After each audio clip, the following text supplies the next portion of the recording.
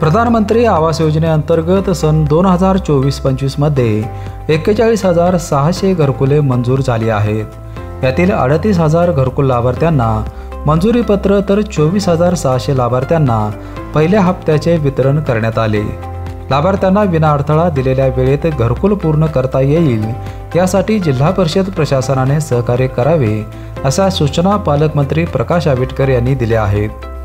कोल्हापूर जिल्हा परिषद आणि करवीर पंचायत समिती यांच्या संयुक्त विद्यमानाने स्वामी विवेकानंद महाविद्यालय सभागृहात आयोजित कार्यक्रमात ते दृकश्राव्य प्रणालीच्या माध्यमातून बोलत होते।